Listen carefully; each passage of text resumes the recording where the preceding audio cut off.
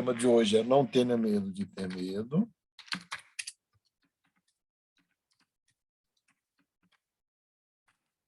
Né? E saindo do zero para romper a inércia,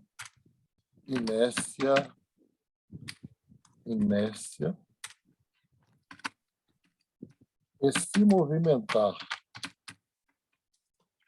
rumo a um objetivo. Nossa, eu estou floreando tanto aqui, né? Não dá tempo para chegar mais junto. Ou dizendo de outro jeito, planejamento estratégico.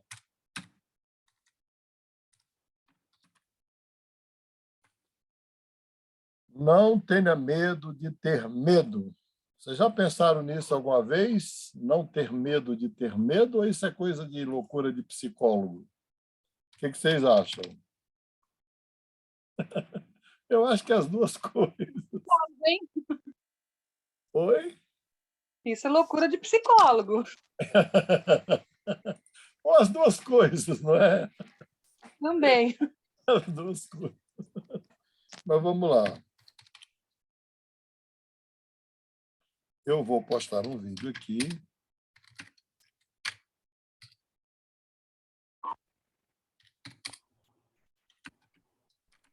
Como dever de casa para vocês, né? Espero que vocês também estejam assistindo os vídeos. Eu espero que vocês estejam assistindo os vídeos, porque sem os vídeos lá, sem aquele material todo, o curso fica absolutamente incompleto, né? Muito incompleto. Então, eu espero que vocês assistam os vídeos e para que o curso não fique incompleto. Então, o vídeo que eu quero que vocês assistam para a primeira unidade é esse aqui, não tenha medo de ter medo, não é? Que é um psicólogo que se curou a si mesmo da síndrome do pânico, vulgo eu. Ô, Davi, meu querido, um grande abraço. Kessia, um grande abraço.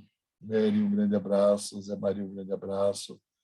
Chegar mais gente aqui, a Thaile também já entrou, a gente está aqui para abraçar e desejar bênçãos para todo mundo. Enfim. Olha, em 2004, eu vivi um dos dramas mais pesados da minha vida, né? Um dos momentos mais terríveis de toda a minha existência. Eu estava de bem com a vida, eu estava com 48 anos de idade, eu era um dos 10 diretores do Mackenzie, isso não é pouca coisa, não é? O Mackenzie é considerada a melhor universidade particular da América Latina. Na época tinha 40 mil alunos e eu era um diretor que gerava projetos de inovação. Eu criei, por exemplo, o primeiro curso de teologia credenciado no Brasil, que o Davi foi meu aluno nesse curso, né? Eu tenho muito prazer de ter tido ele como aluno. Criei programa de ciência da religião e criei o primeiro curso de credenciado de teologia do Brasil. E eu tinha uma família, eu tenho uma família maravilhosa, mas na época eles eram adolescentes. Então, você sabe quando você está vivendo o auge do mito do herói? Eu me sentia o próprio herói. Saúde de ferro, eu tinha acabado de fazer um check-up que eu faço todo ano, geralmente entre fevereiro e março, e aí o médico perguntou assim, com 48 anos, quantos remédios você toma? Eu falei, nenhum. Ele falou, você está de brincadeira? Eu falei, não tomo nenhum. Ele falou, cara, teus exames estão tudo ok, você tem uma saúde de ferro.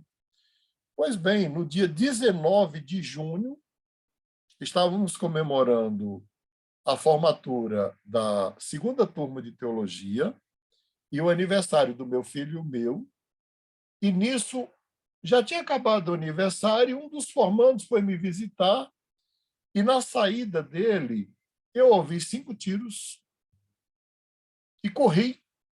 Eu ouvi os 5 tiros, ouvi meu filho gritar, e eu corri, peguei um cobertor e corri. Eu pensei em atirar no meu filho. Quando eu cheguei lá, aquele jovem que tinha ido na festa, já depois da festa, que ia se formar, um jovem diácono de uma igreja aqui de São Paulo, havia sido alvejado por 5 tiros, a queima-roupa nas costas, e ele caiu naquele momento, e eu cheguei com o cobertor, cobri, segurei na mão dele, e foram os cinco eu cronometrei tudo, tá? Eu queria saber se chegaria socorro. Foram 8 minutos de oração, de conversa com ele para manter acordado, e de repente ele partiu. Ali, morreu naquele momento. E eu fui, me fechei no banheiro, fiquei a noite inteira no banheiro, rezando. Orando, rezando, pensando. Pela primeira vez eu fui atingido. Meu filho levou o corpo para o hospital. Eu fui avisar a família e depois fui tirar meu filho da delegacia, porque do hospital ele foi para a delegacia, ele era adolescente, e queriam que ele falasse coisas que ele não sabia, porque ele nem conhecia o rapaz assim. A gente tinha mudado, ele conhecia ainda de infância. E aí, na terça-feira, dia 19 foi sábado, 20 domingo, 21 segunda, 22 terça. Terça-feira, eu tive a sensação que ia infartar, saí de ambulância do Mackenzie, e a perspectiva real de infartar, que foi real, instalou em mim uma síndrome do pânico top. Top. Vocês imaginam? Eu tive uma depressão imensa e uma síndrome do pânico top. Eu fui professor de doença mental, de psicopatologia durante 10 anos. E não, modéstia à parte, quem me conhece sabe disso, eu conheço tudo de doença mental, porque eu me mantenho atualizado.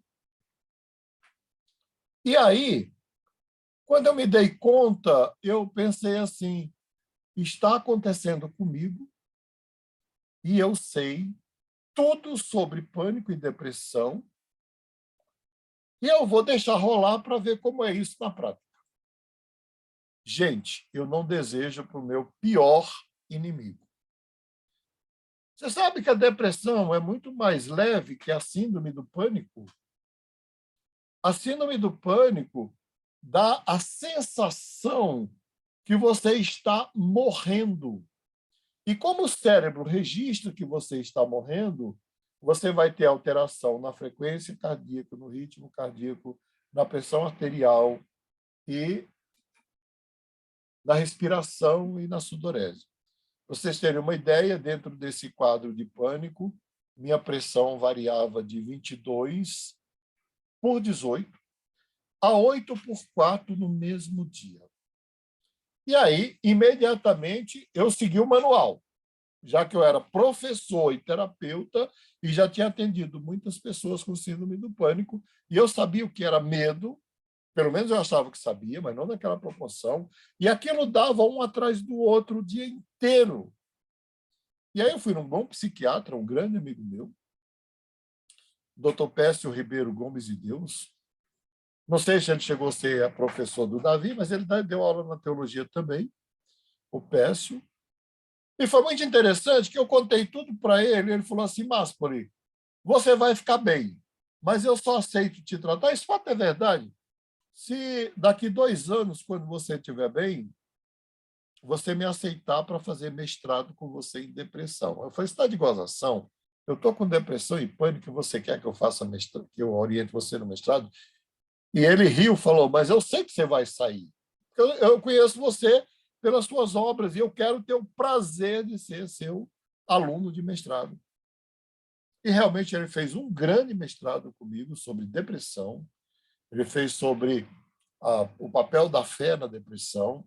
Mas aí eu falei para ele, mas por que 2 anos? Ele falou, Máspoli, se você sair com todos os recursos que eu sei que você tem, espirituais, intelectuais, e a força de vontade e a pessoa que você é, porque você é um doutor em saúde mental, é no mínimo 2 anos. É em média 2 anos. E eu saí dali e pensei, mas 2 anos é muito tempo, eu não tenho 2 anos, meu Deus do céu, eu sou diretor. Em 2 anos eu terei abortado os projetos que eu estava credenciando a teologia no Brasil todo, uma responsabilidade imensa sobre mim. Mas, mais do que isso, eu estarei desempregado com 3 filhos adolescentes. Quem vai sustentar meus filhos? E aí, eu fiz aquilo que eu sei fazer, que é estudar. E aí eu mergulhei no medo, né? E na depressão. A depressão, que eu não vou falar dela hoje, durante a minha depressão, eu escrevi um livro que chama-se Eclipse da Alma, que já está na 3ª edição. Eu escrevi dentro da depressão e saí. Mas eu não sabia nada de como sair do pânico, a não ser aquelas coisas. Toma remédio, Rivotril e Frontal e sertralina, Prozac, fluoxetina. E eu nunca tinha tomado aquilo. Eu sou neto de uma índia. E aí eu tomei aquilo.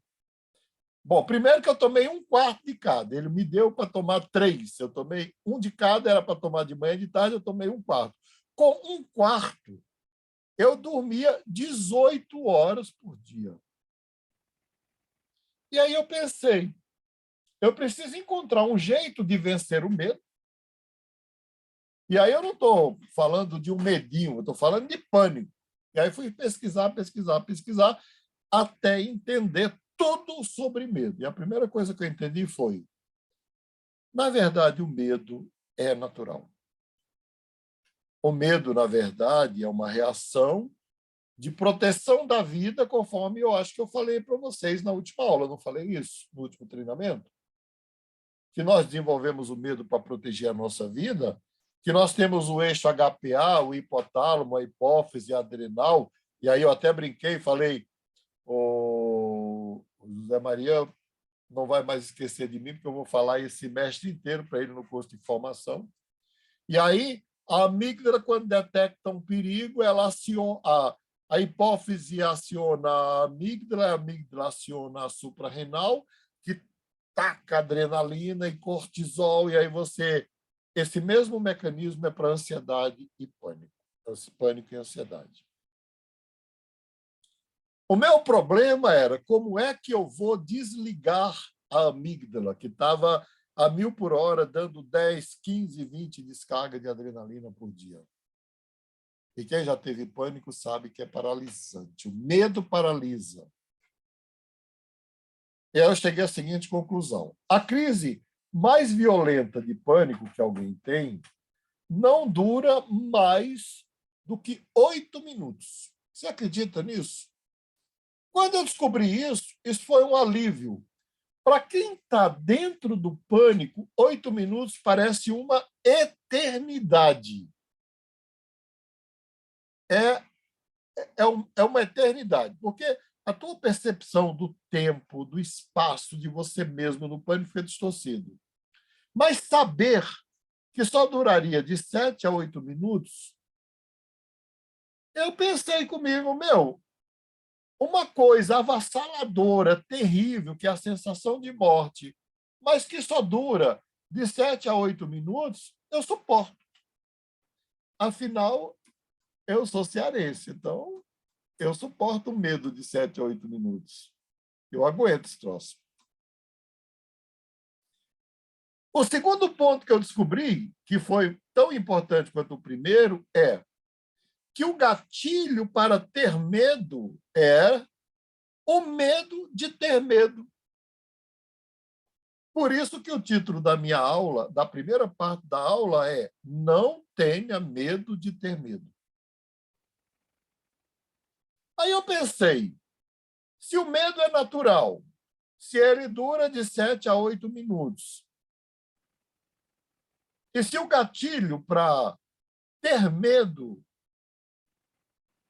é o medo de ter medo, eu cheguei a essas conclusões por mim, tá, gente? Depois, hoje, esse modelo, ele está, por exemplo, lá no Netflix, no vídeo sobre ansiedade do Explicando a Mente, e está também no vídeo O Cérebro Humano, que está lá no material que vocês têm acesso. Espero que vocês estejam acessando e assistindo os vídeos. Mas naquela época não tinha nada disso, afinal, de 2004 para cá já são 18 anos, não é? E aí o segundo ponto foi, se ter medo do medo é que gera medo, então eu vou fazer o caminho inverso. Eu quero ter medo. E aí eu sentava e pensava assim, eu vou ter uma crise de pânico avassaladora que vai demorar de 7 a 8 minutos e depois vai embora. E eu não vou ter que fugir disso, eu não tenho como fugir disso, porque isso são reações autônomas do sistema nervoso parasimpático e vai dar mesmo, e eu vou ficar apavorado mesmo. Então, se o medo de ter medo é que alimenta o medo, eu quero ter medo. E aí eu dizia, gente, eu falava isso mesmo, dizia, pânico, vem em mim, que eu tô facinho para você.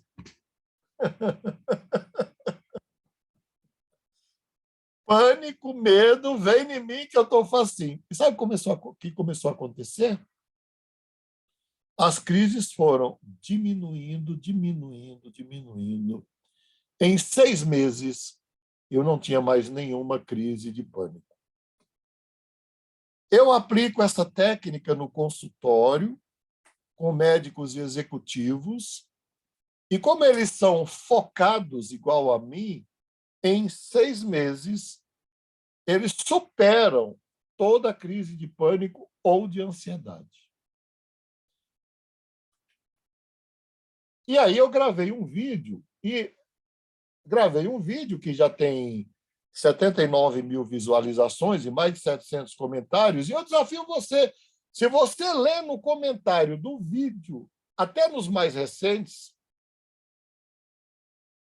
tem lá dezenas de pessoas, de depoimentos de pessoas, que se curaram do pânico ou da ansiedade apenas assistindo o vídeo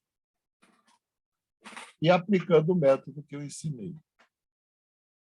Isso serve para qualquer tipo de medo, fobia social, timidez, agorafobia, medo de qualquer coisa.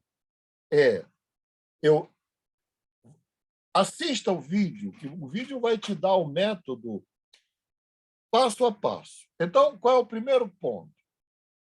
É aceitar que eu tenho medo e que o medo é humano e que o medo é uma reação do meu organismo. Aceitar também, dizer para mim mesmo que eu vou ter medo. Veja que é o caminho inverso.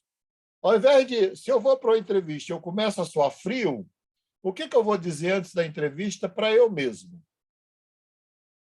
Eu sei que ao entrar naquela entrevista eu vou suar frio e eu vou ter medo. É o caminho inverso. Mas eu quero ir para lá e sentir todo o medo do mundo.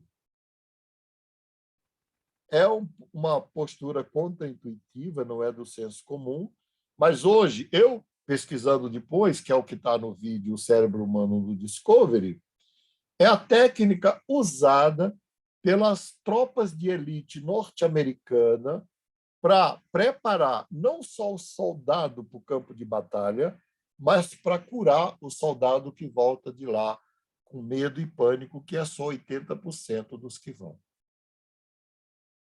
E ele descreve, curiosamente, o método que eu desenvolvi em 2004, depois, 10 anos depois, o Discovery publicou o mesmo método usado pela tropa americana de elite.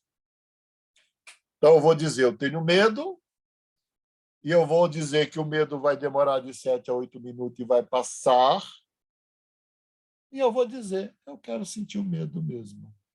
Porque eu quebro o gatilho do medo, eu quebro o que alimenta o medo, o que retroalimenta o medo, o que transforma o medo num looping. Mas ali tem passo a passo. E aí, como eu sei que a história que eu contei aqui é muito densa e ela é verdadeira, eu até contei essa história, uma parte nesse vídeo, contei uma outra parte no livro Eclipse da Alma, mas eu queria agora responder alguma pergunta sua, algum questionamento. Porque quando é muito denso, eu fico pensando que a conversa faz com que a gente compreenda melhor, aprofunde, até que a gente pode digerir um pouco uma coisa tão pesada.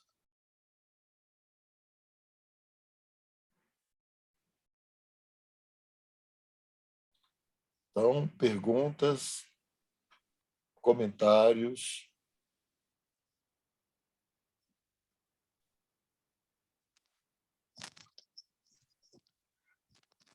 Professor, tem uma pergunta. Boa noite. Boa noite, Davi. O senhor dizendo aí da questão do medo. Então, é normal ter medo, certo? Natural. E o Você medo, ele você não, com medo. sim. O medo, ele não pode ser, então, o nosso limitador em alguns momentos. Sim, Mas nós sabemos que ele rege muitas coisas, sim. né? E como eu faço isso? Sim, você vai fazer o caminho inverso. Você não vai dizer eu vou enfrentar o medo. Você vai dizer eu vou sentir o medo. Mas o medo vai terminar, porque eu vou continuar vivendo. Com medo ou sem medo. Porque o medo, lembra da metáfora do leão enjaulado? Que eu falei, não precisa nem de leão, porque, na verdade, o medo exagerado é porque a gente amplia aquele medo que é natural, verdadeiro e real. Então, quando você fala, eu tenho medo de ter medo, e por isso eu quero passar pela experiência do medo, você reduz o medo ao tamanho real, ao tamanho natural. Então aí complica, porque e se eu sou uma pessoa que eu não quero. Aí é diferente, então. Se eu não quero enfrentar o medo, é diferente. É diferente. Aí, se você não quer enfrentar o medo ele tende sempre a ficar lá, como um inimigo escondido. Na próxima esquina ele está lá, esperando. Então eu vou ter medo de tudo. Ou Você, vou, ou vou usá-lo como desculpa. ô Davi, ou você vai usá-lo como desculpa, mas o que é pior, eu não vou dar as bases teóricas, porque o treinamento é absolutamente prático. Mas o problema é que aquele medo que em nós é natural, nós temos a capacidade, a complexidade mental de generalizá-lo.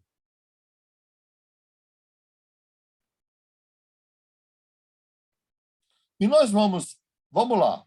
Eu fui numa entrevista e passei mal. Eu já entrei com medo. E aí, né, chego na entrevista, eu fico apavorado. E aí eu fui mal na entrevista. Na outra entrevista, como é que eu vou me sentir? Apavorado. Eu já entro na entrevista reprovado por mim mesmo. Bom, como é que o povo tenta superar isso? Então, mas isso aí não pode ir gerando várias outras coisas, então. Pode. Então, é aí que eu falo, aí como que eu. É isso que é o complicado de trabalhar. Eu sei, mas presta atenção. Mas o problema é que depois eu posso ter medo não só da entrevista, mas eu posso ter medo de sair na rua, eu posso ter medo de lugares abertos, eu posso ter medo de reuniões sociais, eu posso ter medo de gente. Chega um ponto que o sujeito tem medo até de namorar. Ainda bem que eu não cheguei nesse nem na síndrome do pânico, eu estava ferrado. Né? Então, o caminho que eu estou ensinando, ele é um caminho contra-intuitivo, por isso que eu quero que assista o vídeo do Discovery, é o cérebro humano, os primeiros 20 minutos. E assista o meu vídeo. Eu estou citando o Discovery porque é um documentário científico visto por mais de 1 milhão de pessoas. E numa escala menor, o meu já foi visto por quase 79 mil pessoas, e lá tem inúmeros depoimentos de cura. Então, estou ensinando um caminho contra-intuitivo. Eu estou dizendo assim, olha, Davi, encare o medo como algo natural, inerente à natureza humana, como comer, beber e dormir. Não é algo que você consiga se livrar, é algo que você consegue integrar. Não é algo que você consegue vencer. É algo que você consegue conviver com. Talvez agora faça mais sentido, né?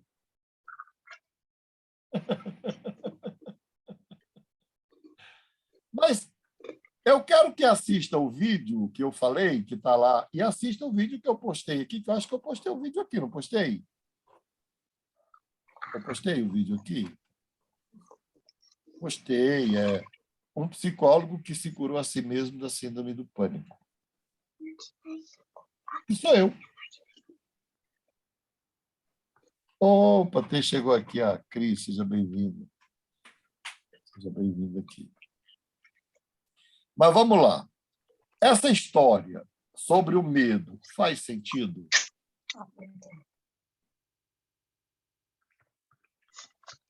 O que você acha?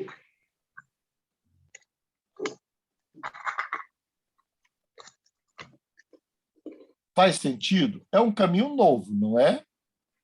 Talvez você fique assim um pouco apreensivo, porque é um caminho totalmente diferente. Mas é o caminho que é usado hoje nas grandes universidades do mundo. Isso. Eu vou dar o link do Discovery também. Nas grandes universidades no mundo e nos grandes laboratórios do mundo que trabalham com medo. Então, assim, eu descobri... Na verdade, eu estou afinado com o que existe de melhor na neurociência e na psicologia profunda no mundo mesmo. Não é? Isso não é uma coisa de... Quem me conhece sabe que eu investi a vida toda nisso. Então, eu estou mesmo afinado. Então, assim, não é. Eu apliquei em mim por desespero, porque eu não podia perder o emprego naquele momento, e eu perderia mesmo, porque a universidade não iria me esperar. Universidade nenhuma espera ninguém, não é?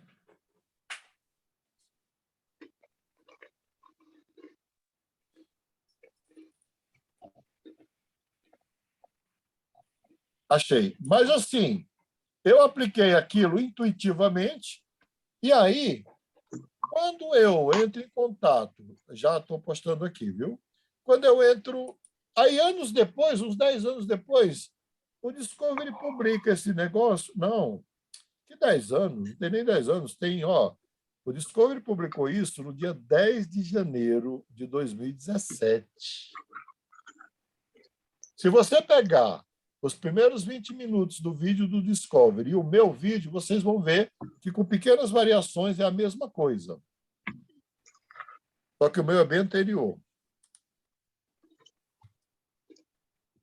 Já postei aqui, Késsia. Então, eu posso dizer assim, gente, não tenha medo de ter medo. Porque quanto mais medo você tiver de ter medo, mais o medo vai crescer e vai te dominar. Faz sentido, não faz?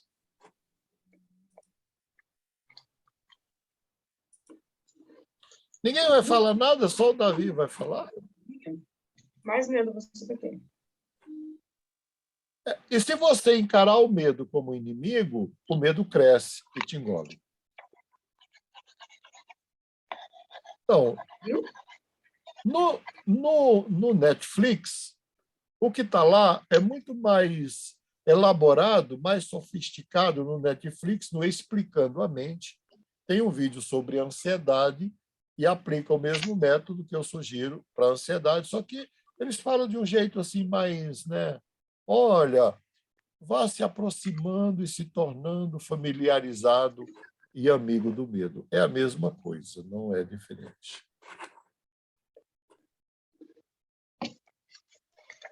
Márcio, mas para tudo que a gente for fazer, a gente tiver medo, a gente vai ter que enfrentar. Só que aí é aquilo que você falou, a gente não vive se a gente for enfrentar todos os medos que a gente tem no dia a dia. Sim. É por isso que eu estou falando que o caminho não é enfrentar. É dizer, não, eu vou ter medo mesmo, mas eu vou.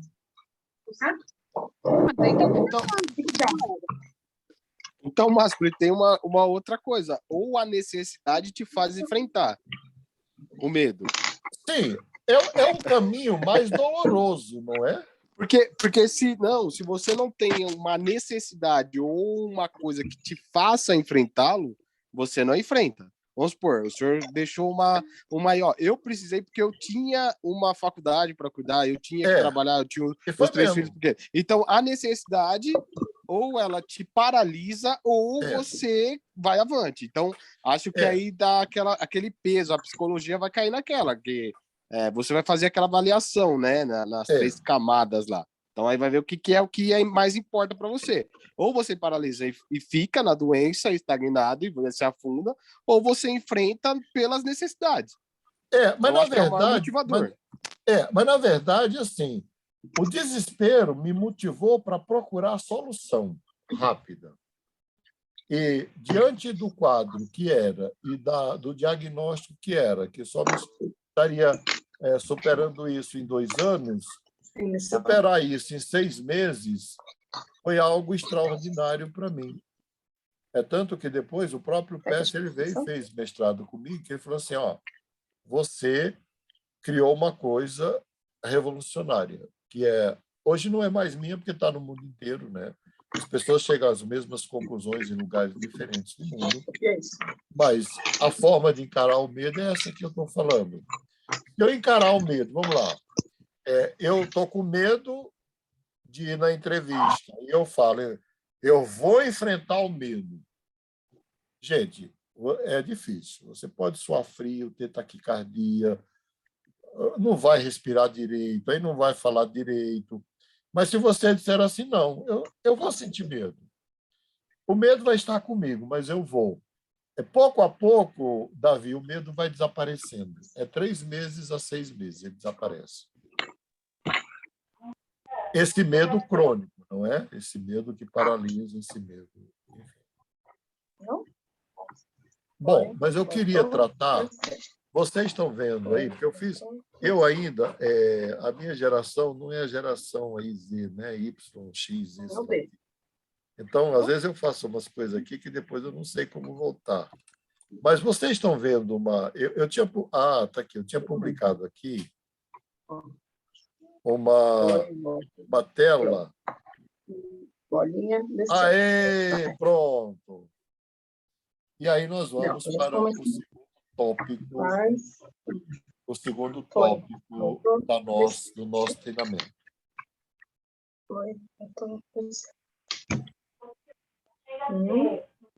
Vamos lá. Há 50 anos, exatamente 50 anos, a Universidade de Harvard vem fazendo uma pesquisa sobre a importância de você saber para onde vai. São 50 anos. De você planejar e de você ter uma noção de qual vai ser o seu caminho. Bom, a primeira pesquisa ela foi feita, na época não tinha computador, não tinha nada, foi logo depois da Segunda Guerra Mundial, foram 20 anos de pesquisa, e a primeira conclusão que se chegou naquela pesquisa de Harvard foi a seguinte. Fez um quadrado? apenas 5% da população do mundo planeja alguma coisa. Depois eu não ia dormir direto, tá? Tomar mais um banho. Não sei quantos de vocês aqui está dentro desses 5%. Eu estou. Porque eu li essa pesquisa de Harvard aos 24 anos de idade. Você aprendeu o que contar? Quando eu li isso, o que vem logo em seguida? Se 5% planeja alguma coisa, 95% não planeja nada. Quem é que governa o mundo, ou as empresas, ou as escolas, ou a vida? Os 5% que planejam alguma coisa. Na verdade, esse número não mudou. As pesquisas mais recentes de Harvard demonstram que continua sendo 5% de pessoas que planejam alguma coisa. Então, com 24 anos de idade, eu fiz o planejamento da minha vida pessoal, da minha família e da minha carreira. Na verdade, eu vou falar uma coisa aqui com muita gratidão a Deus e às pessoas que me apoiaram, inclusive a vocês que estão aqui, mas eu fui muito mais longe do que eu tinha planejado. Eu tinha planejado algumas coisas. Tem alguém que está com o microfone aberto falando junto com você. Oi? Tem alguém que está com o microfone aberto falando junto com você, não está dando para entender direito. Ah, é. Se puderem desligar o microfone, eu agradeço e liga na hora de perguntar. Acontece, é normal, né? Mas então, eu descobri que só 5% planeja, com 24 anos de idade, lendo uma obra maravilhosa, e que os 5% que planeja governam os 95% que não planeja, e esse número é o mesmo hoje. E aí eu pensei naquela época, com 24 anos, eu quero participar dos 5%, né? Eu quero planejar. Então, primeiro nível de planejamento que eu tenho que fazer é pessoal. Para onde eu quero ir com a minha vida? Ou o que eu quero não é da vida, é da minha vida.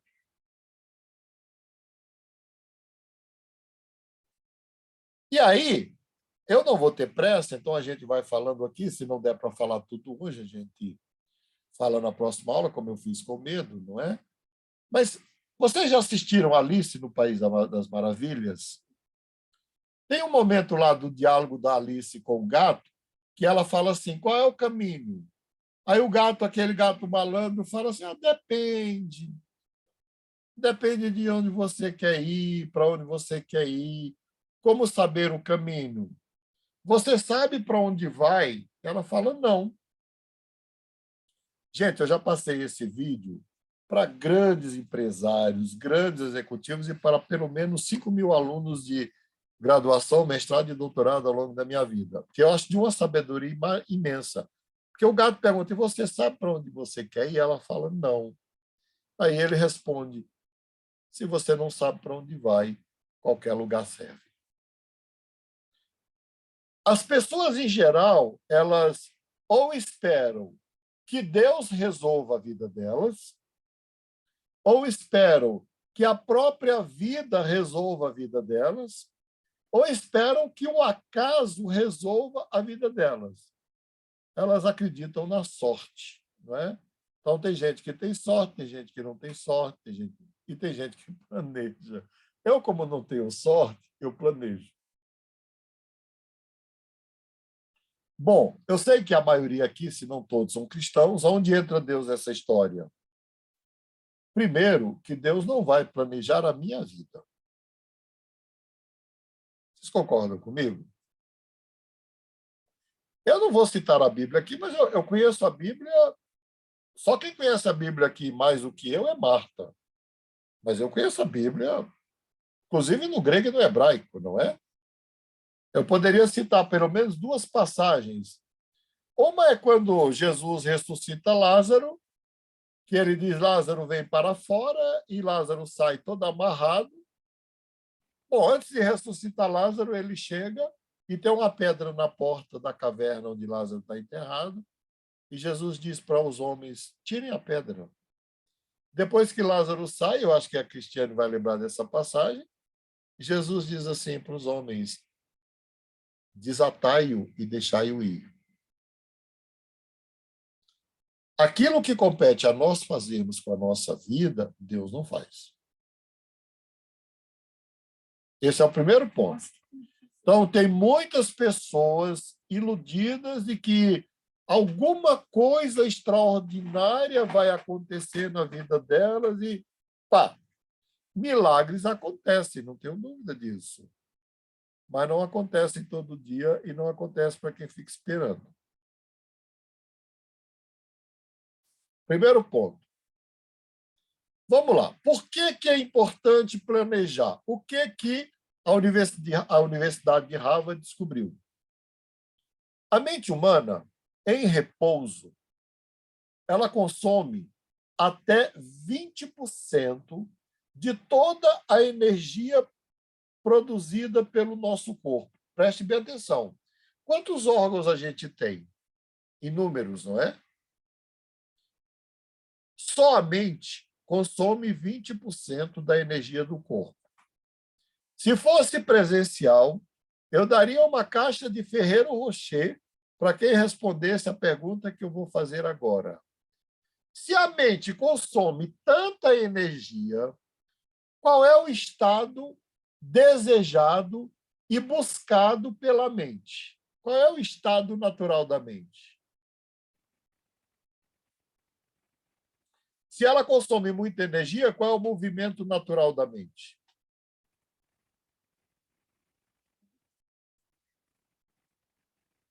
Economizar. Economizar. Sempre que gasta energia, o corpo tem que economizar. Se a mente gasta muita energia, ela tem que economizar. Então, sabe qual é o estado natural da mente? A preguiça.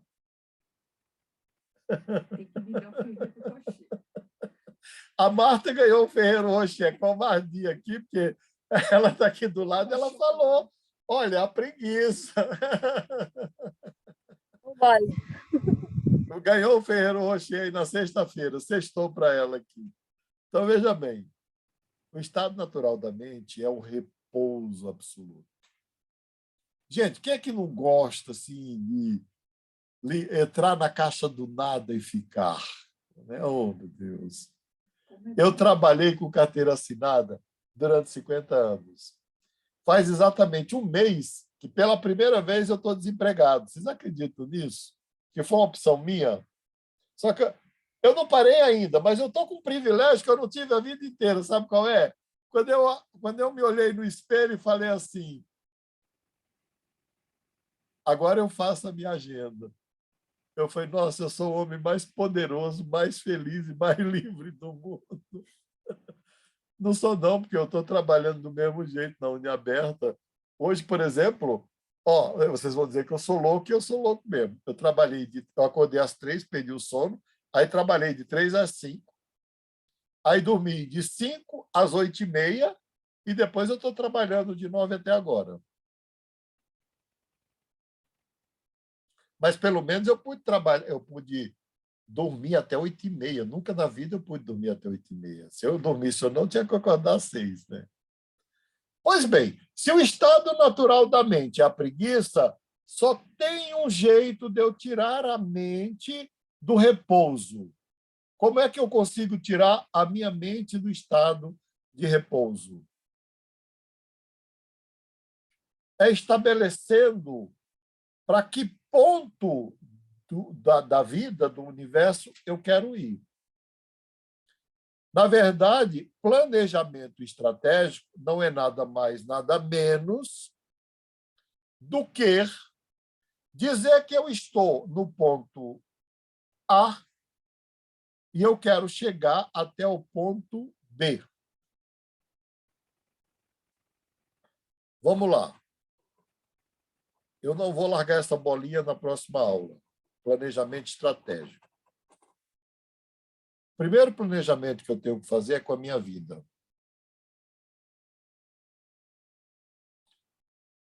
o que eu quero da minha vida.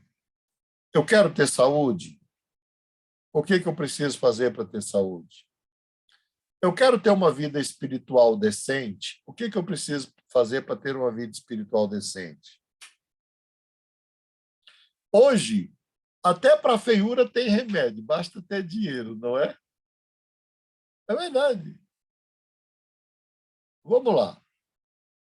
O primeiro planejamento que eu tenho que fazer é para a minha vida pessoal. Eu estou feliz comigo mesmo? Estou feliz com a minha saúde? Estou feliz com aquilo que eu sou? Não estou? Então, por onde eu começo para caminhar algumas casas, alguns passos? A mente é um software, não precisa grandes mudanças. Se você fizer uma pequena mudança em direção a melhorar a sua condição de vida, a sua mente vai ler como uma grande mudança. Por quê? Todas as vezes que você muda uma vírgula num software, você muda o software inteiro. E a mente é um software. Para você. Então, essa é a pergunta que eu quero que você anote aí. Como você se vê, para os mais jovens, como você se vê daqui 3 anos? Depois eu quero que você escreva isso. Como você se vê daqui 3 anos? Quanto à sua saúde, à sua espiritualidade, às suas relações pessoais. E quando você for responder isso, eu quero que você feche os olhos e se imagine daqui 3 anos. Vocês se comprometem comigo a fazer isso? Fechado? Vamos fazer. Então, você, quando for responder essa questão, você vai... a Kessia acertou também, Kessia. Eu vou ter que te dar um chocolate também. Você vai ter que fechar os olhos e pensar assim. Eu não estou falando de carreira, de negócios, de dinheiro, nada. É eu. Como é que eu quero estar daqui 3 anos? Olha,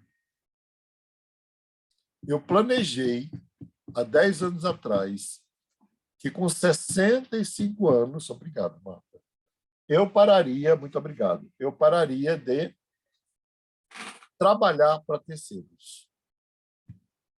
E eu parei com 65 anos.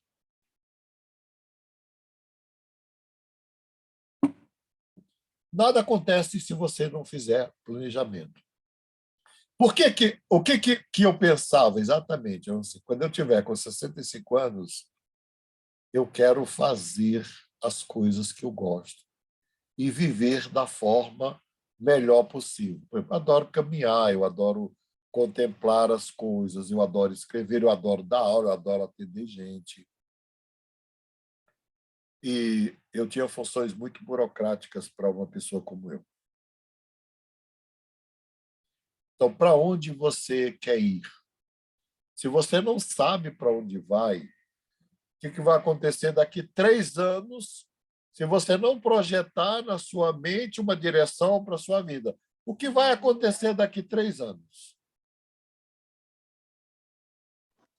Tio, posso fazer uma pergunta? Pode.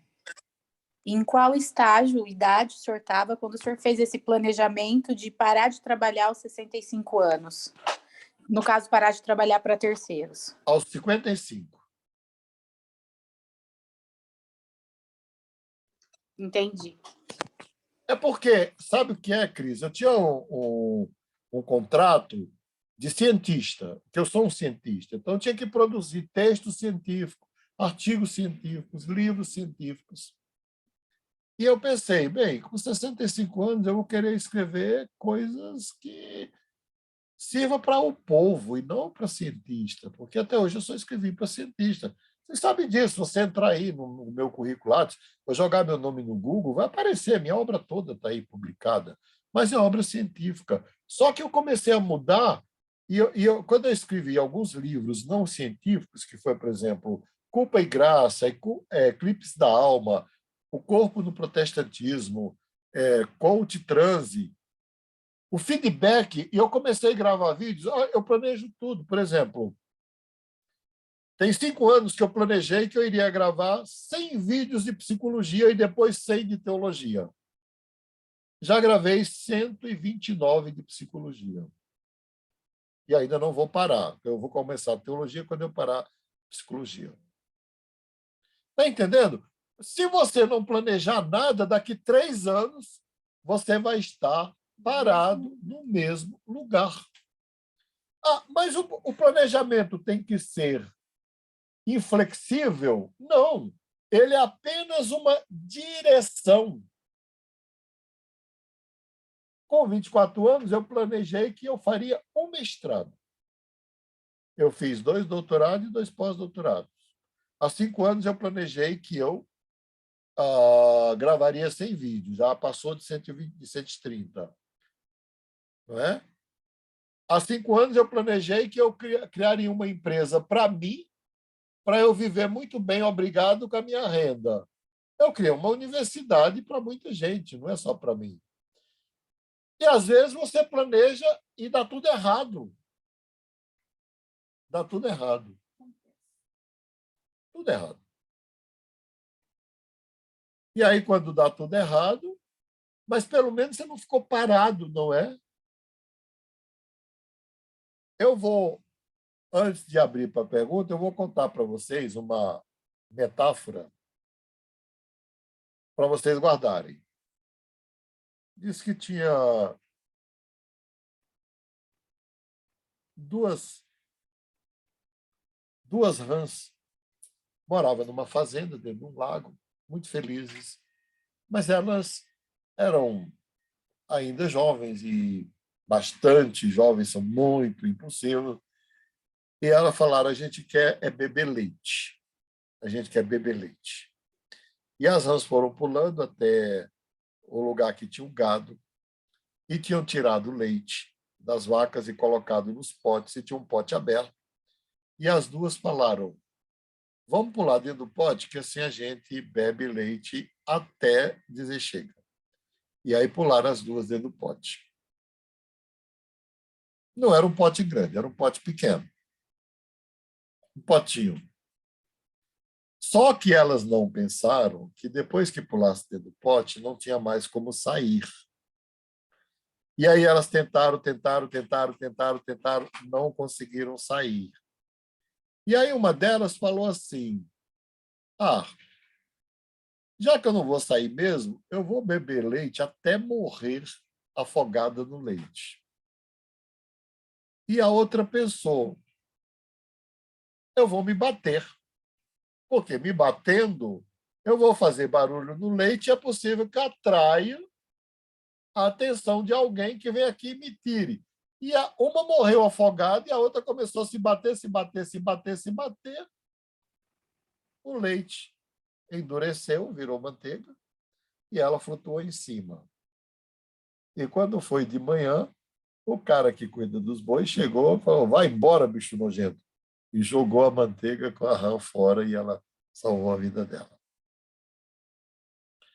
O que a metáfora nos diz é que uma tinha uma estratégia, a outra não tinha estratégia nenhuma. E aí, a primeira estratégia que eu queria focar hoje é a vida. Para a tua vida, o que você pode fazer por você mesmo para ser melhor e viver melhor?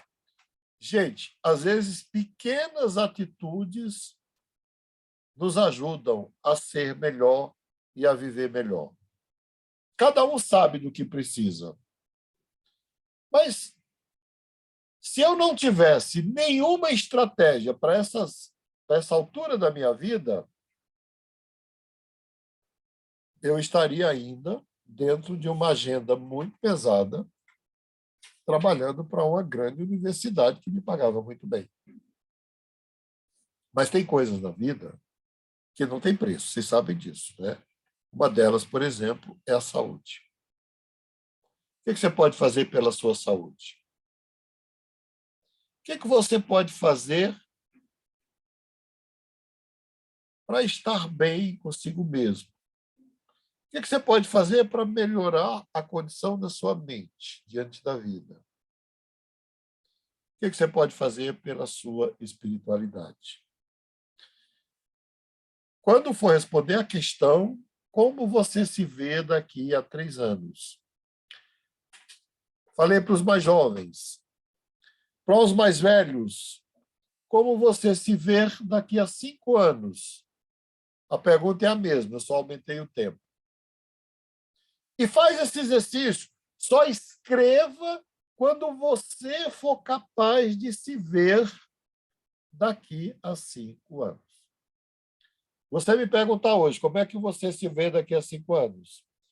Daqui a 5 anos, eu me vejo fazendo a sucessão da direção da Universidade Aberta e morando numa praia, perto de uma mata e de um lugar maravilhoso. Se Deus me der vida, eu vou estar lá. Por quê? Porque eu sou capaz de me ver naquele lugar. Agora, se eu não fizer nada, imagina, hoje eu posso ficar sem fazer nada. Eu tenho tendência para engordar. O meu calcanhar de Aquiles é o peso. Você já imaginou um homem como eu dentro de casa? Daqui a pouco eu estaria pesando 150 quilos.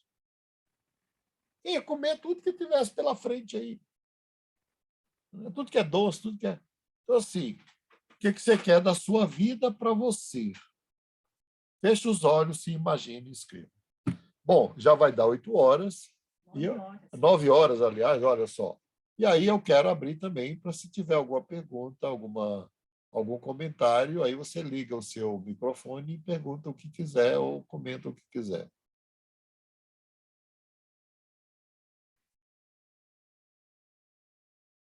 Ninguém vai falar nada? Gil, eu li lá o livro até a página 29. Isso. E o que o senhor falou lá em relação ao pânico, sobre o medo, eu acho que seria um modo de a gente criar na mente um pensamento de enfrentamento ao medo, né? Onde a gente vai trabalhar nossa mente para gerir a nossa reação, nosso comportamento, né? É isso mesmo. E uma das formas de você fazer isso também é colocando o si, né? Ah, mas, nossa, eu poderia sentar aqui e dizer assim, mas com 70 anos eu vou estar bem velhinho, depauperado, doente, não é? Carente. Primeiro que eu não penso nesse tipo de coisa. É possível que eu esteja até pior, nem esteja vivo. Mas sabe que se vier um pensamento desse na minha cabeça, sabe qual é o que vem em seguida? Tá bom, é possível que eu esteja bem velhinho mesmo. Mas e se eu não estiver? Eu coloco e se? E se eu não estiver doente? E se aos 70 anos eu não tiver morrido? A vida continua. Então, eu nunca fecho dentro da minha mente aquele pensamento autodestrutivo. Tá bom? Mas a essência é essa mesmo, Cris. Mais alguma pergunta? Eu tenho, Márcio.